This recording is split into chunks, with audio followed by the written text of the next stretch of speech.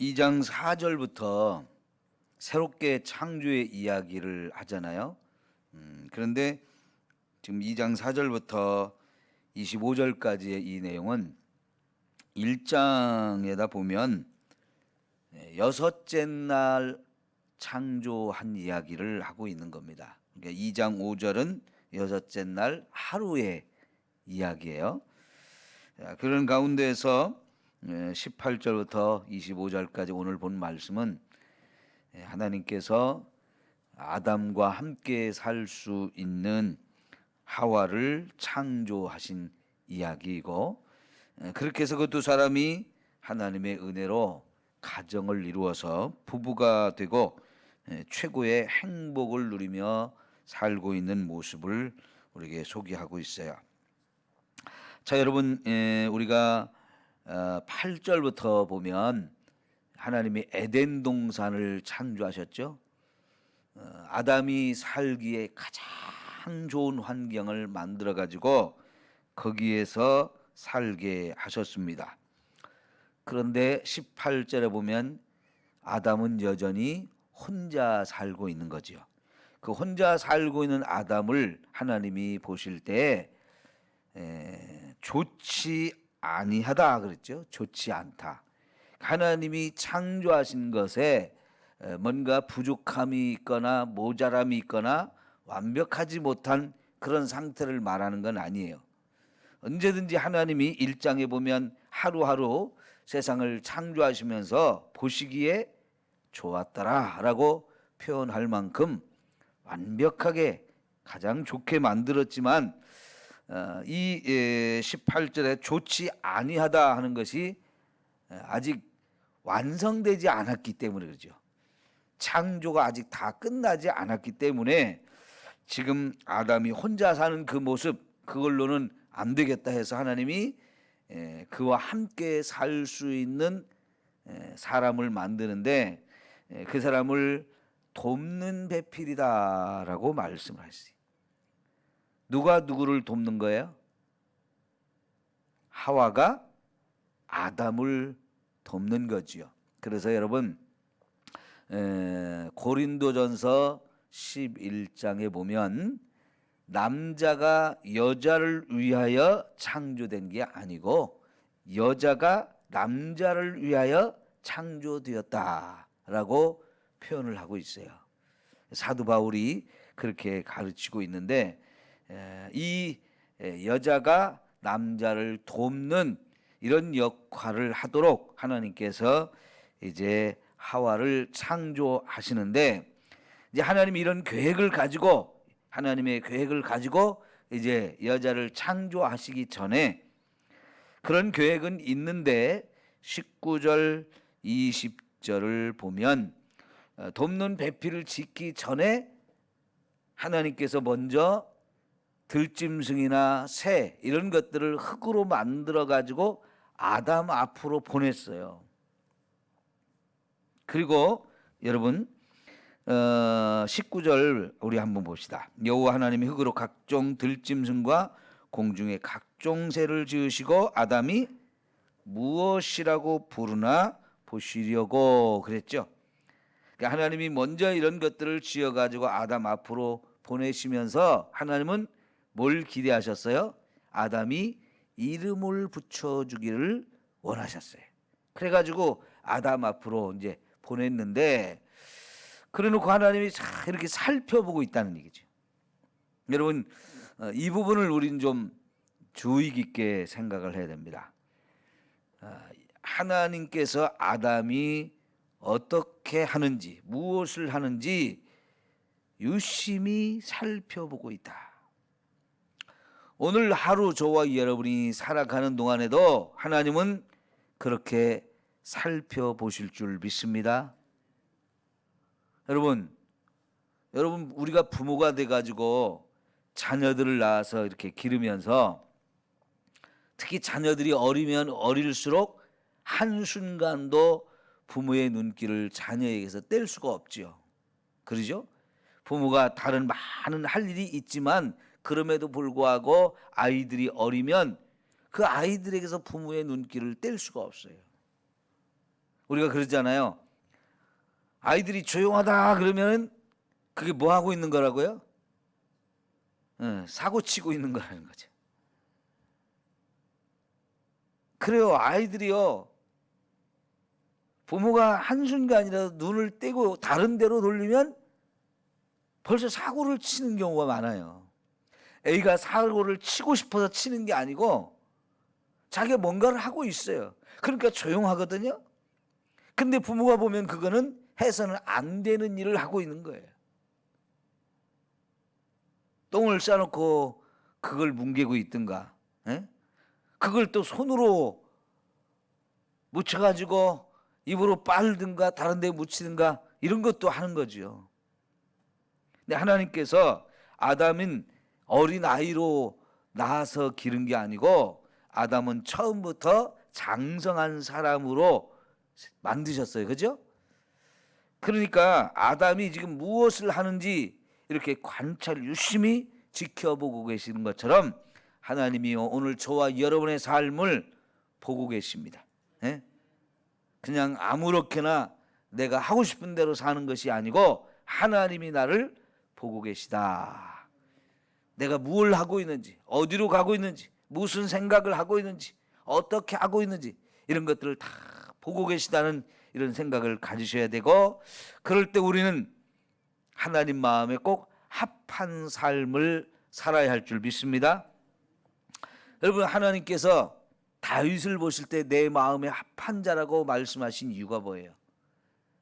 하나님이 다윗이 어디에서 어떻게 살고 있는지를 다 이렇게 지켜보셨다는 얘기고, 다윗이 특별히 다 하나님 마음에 들게 해야지 이렇게 하지 않았어도 그는 부모로부터 하나님 말씀을 열심히 배웠고요. 그 배운 부모로부터 배운 이 하나님 말씀을 따라서 그대로 순종하려고 하는 삶을 살았어요. 그럴 때 하나님, 제가 사는 모습을 보니까 내 마음이 쏙 든다. 내 마음이 너무 기뻐. 이렇게 되신 거죠. 오늘 저와 여러분이 그냥 내가 살고 싶은 대로 하고 싶은 거 다 하고 살면 안 돼요. 하나님을 생각하면서 살아야 합니다. 여러분, 요새 국회의원이나 이런 사람들 국회에 모여서 회의를 하는데 회의 시간에 핸드폰으로 다른 걸 하다가 기자들의 카메라에 탁 찍혀가지고 욕먹고 창피당하고 부끄러운 일들을 경험하는 일들이 종종 있어요. 국회에 2층이 있잖아요. 2층. 국회의사당에 국회의원들이 모여서 회의하는 그 회의장에 2층이 있어가지고요. 거기가 이제 방청객들이 와서 국회의원들이 회의하는 것을 언제든지 볼 수 있고요.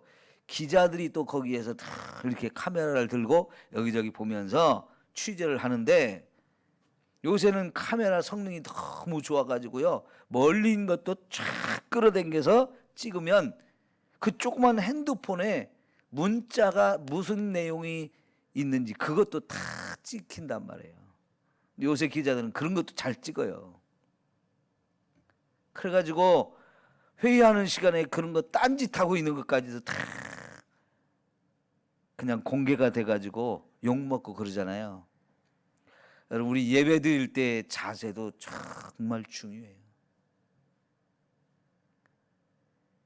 여러분이 고개를 숙이고 핸드폰을 켜놓고 밑에 그 핸드폰을 설교 시간이나 예배 시간에 핸드폰으로 다른 일을 하든가, 아니면 다른 일을 설교를 듣지 않고 예배를 드리지 않고 다른 일을 하는 것도 제 눈에는 안 보이죠. 제 눈에는 안 보일 수 있어요.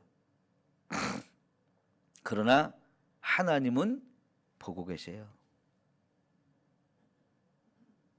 우리가 그래서 정말 하나님 앞에서 내가 지금 모든 것을 하고 있다는 이 생각을 항상 해야 됩니다. 하나님 앞에서. 하나님 앞에서. 자, 그러면서 이제 하나님이 보낸 이 짐승들에 대해서 아담이 하나씩 하나씩 이름을 짓죠.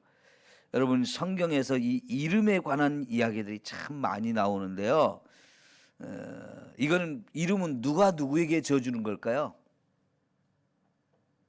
보통의 경우 하나님이 짓거나 부모가 짓거나 이러거든요. 윗사람이 아랫사람한테 이름을 지어주는 거예요.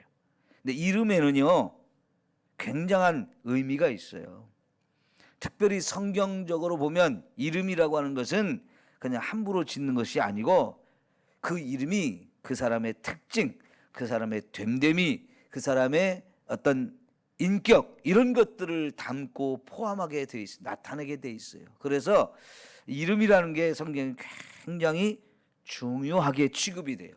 예를 들면 아브라함이나 사라의 이름을 하나님이 바꿔주시죠. 왜 그렇습니까? 언제 그렇게 하셨습니까? 이제부터 아브라함의 삶이 바뀌어지는 그 시점에, 그죠? 아브라함과 사라의 삶이 바뀌어지는 그 시점에 하나님께서 이름을 바꿔줘요. 그리고 그 이름대로 부르게 되는데, 자, 여러분 아브라함, 사라, 그 전의 이름은 아브람, 사레였는데 이걸 바꿔주시면서 그 의미가 뭡니까? 열국의 아버지, 열국의 어머니 이렇게 되어지는데 그 의미가 여러분 사람들이 볼 때는요, 나 이름을 바꿨거든, 나 아브라함이었지만 아브라함으로 좀 바꿨으니까 나를 이제 그렇게 불러주시오.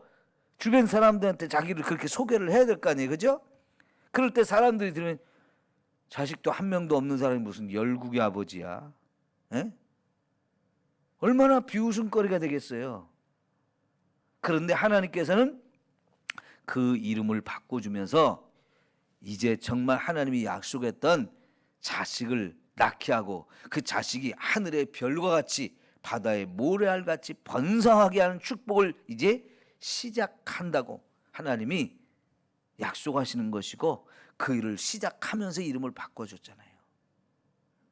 이 이름이 굉장히 중요해요. 그래서 성경에서 이름을 붙이는 건 아무나 하는 것이 아니고요, 하나님이나 부모님이나 혹은 윗사람이 아랫사람한테 하는 건데 결국은 그게 뭐냐면 소유권이에요. 소유권. 너의 소유권은 나에게 있다. 너의 주인은 나다. 이런 의미거든요. 근데 이름을 붙여준다는 것은 주인이 종에게 붙여주든지 부모가 자식에게 아니면 하나님이 우리를 창조하셨기 때문에 그 하나님께서 우리에게 이름을 붙여주시는 거죠. 여러분 그래서 이제 아담이 이름을 짓는데 그 이름에는 그 사람의 본질, 그 사람의 됨됨이 이런 것들이 담겨지기 때문에 함부로 부르는 게 아닙니다. 그래서 아담이 하나님이 지은 짐승을 자기가 이름을 붙였다는 것은 하나님이 지으셨지만 이걸 하나님이 아담에게 다스리라고 하셨기 때문에 아담이 이제 이런 걸 다스리면서 이름을 주는데 그 이름을 지을 때는 그 동물들의 본질이 무엇인지를 알고 짓는 거라는 거예요. 어떻게 아담이 그런 게 하나님이 지은 그 짐승들의 각각의 수많은 종류가 있는데 이런 것들의 이름을 지을 수 있을까? 그거는 하나님께서 자신의 형상을 아담과 하와에게 주셨기 때문에 그 하나님 주신 그 형상에 놀라운 은혜를 힘입어서 하나님이 만들었지만 그 짐승의 본질을 다 파악하는 거예요. 돼지는 돼지대로, 소는 소대로, 닭은 닭대로 그 짐승을 하나님이 어떤 특징을 가진 자로 만들었는지를 딱 파악하기 때문에 거기에 맞는 이름을 딱 붙여주는 거죠. 여러분, 이게 하나님의 형상을 닮았다고 하는 놀라운 증거예요. 그런데 여러분, 나이를 좀 먹으면 자식의 이름도 자꾸 바꿔서 부르잖아요. 그죠? 특히 저희 작은 어머니가, 저희 형제가 이제 6남매거든요. 작은 어머님의 아담에게서 난 자녀가 셋이 있고, 저희 이제 우리가 큰 집이고 그런데 육남매인데요. 우리 이름을 부르려면 막 헷갈려서 섞어서 막 불러요. 아무거나. 병학, 병호, 병찬, 병국, 병호, 병선 이렇게 다 돌림에다가 뒷자만 바뀌잖아요. 그러니까 이게 막 헷갈리시는 거예요. 그러니까는 막 섞어서 불러가지고 아니요 저는 병학이에요. 이런 게 많잖아요. 그러니까 사람이 조금만 나이 먹어도 몇 개의 이름도 분별이 안 돼가지고 자꾸 섞어서 막 헷갈려서 부르고 그냥 아무렇게나 부르고 그러는데, 여러분 아담이 이 짐승의 이름을 지을 때 수만 가지예요. 그죠? 새만 해도 종류가 얼마나 많아요. 네? 한 가지 종류라 할지라도 그 종류 세 가지수가 얼마나 많아요. 근데 그런 것들을 일일이 다 이름을 지어줄 수 있다는 거, 예? 이게 어마어마한 지혜를 또 하나님 주셨으니까 가능한 거예요. 그러니까 여러분, 나는 머리가 나빠 이렇게만 생각하지 마시고, 그런 생각을 하는 사람은 머리를 안 쓰게 되어 있고 그러면 치매도 일찍 옵니다. 자꾸 하나님이 우리가 어마어마한 지혜를 주셨으나 이게 죄를 지으면서 이 형상이 많이 파괴는 됐지만 완벽하게 사라진 건 아니고요. 여전히 하나님이 우리에게 지혜를 남겨주신 부분이 많아요. 그러니까 그러잖아요. 우리의 뇌에 몇 %밖에 쓰지 못하고 있다고. 하나님 본래 만드신 이 뇌로는 어마어마한 일을 할 수 있는데 사실 우리 살면서 그것의 몇 %밖에 못 쓰고 있다고요. 그러니까 우리가 뇌를 자꾸 쓰면 쓸수록 지혜는 점점 더 개발이 되어지고 더 풍성해지는 거거든요. 그러니까 하나님 말씀이 열심히 있고 내가 이걸 머리에 새기고 마음에 새기려고 자꾸 하다 보면 치매도 안 걸리고 기억력이 없다느니 뭐 이런 거 안 해도 돼요. 우리 지난번에 김장하실 때 보니까 핸드폰을 냉장고 안에 넣었다는 얘기, 행주를 냉장고 안에 넣는다는 얘기, 이런 얘기들 이렇게 좀 하시더라고요. 예, 이게 자꾸 심각해져요. 우리 뇌 기능이. 근데 자꾸 쓰셔야 됩니다. 예? 쓰셔야 돼. 어쨌든 이건 여담이고요.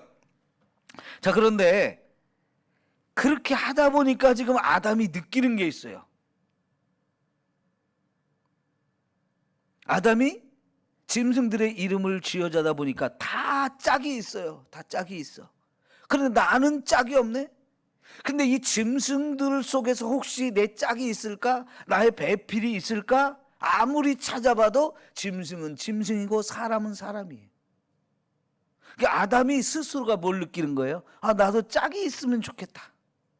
나도 짝이 있으면 좋겠다. 이것을 느끼게 해주신 거죠. 그래서 하나님이 돕는 배필을 짓기 전에 이런 일을 먼저 하셨다는 얘기를 여기 우리에게 19절과 20절에 우리에게 소개하고 있어요. 그걸 먼저 소개하는 이유가 아담으로 하여금 나도 좀 짝이 있었으면 좋겠어 라고 그것을 스스로 느끼게 해주는 거죠.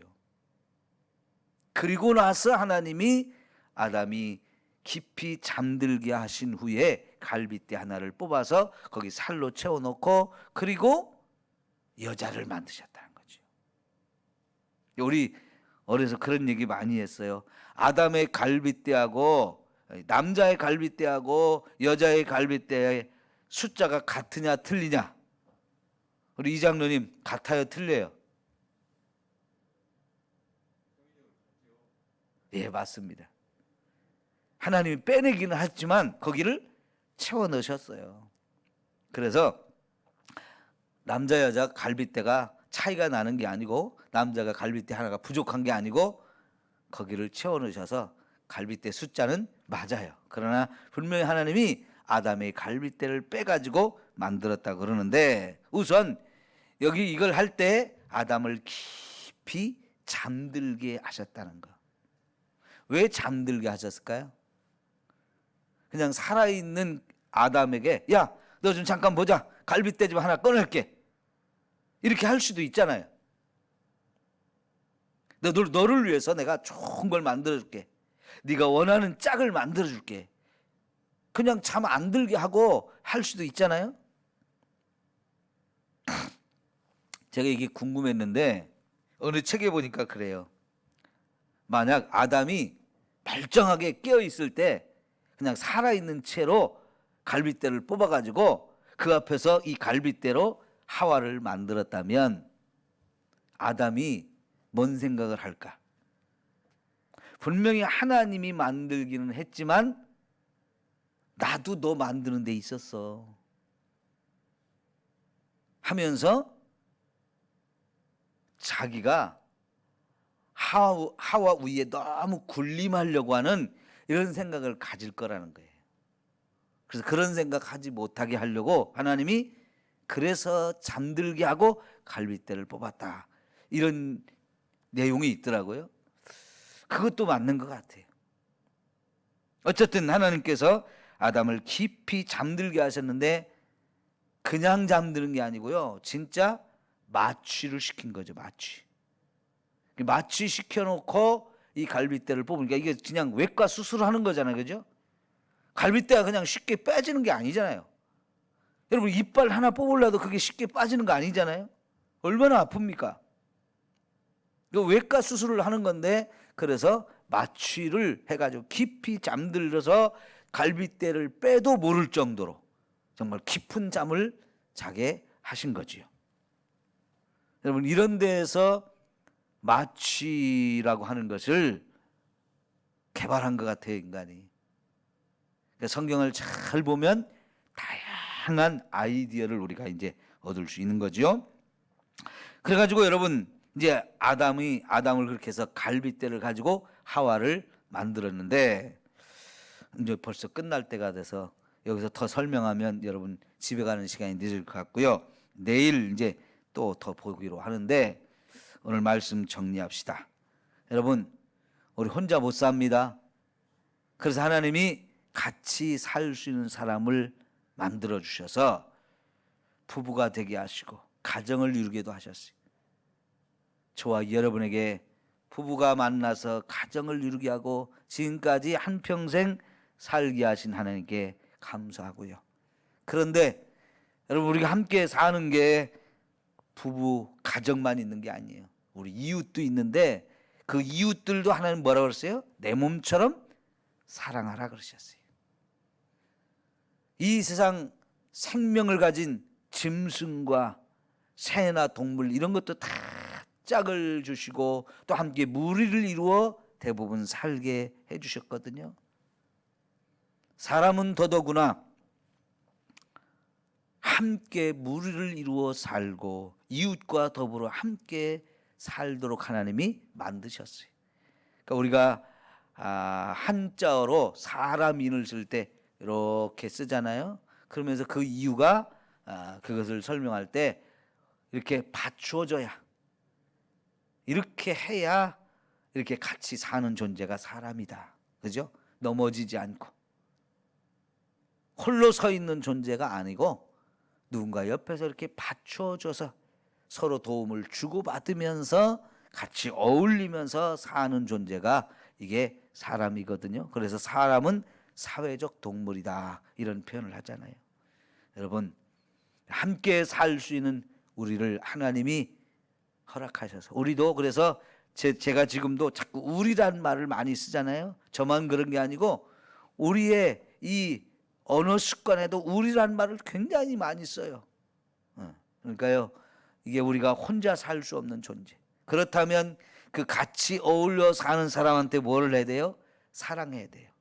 섬기고 베풀고 나누고 관심 갖고 돌봐주고 이게 함께 사는 지혜인데 이렇게 서로 정말 사랑하면서 함께 살아가는 이 놀라운 지혜가 있기를 축원합니다. 기도합니다.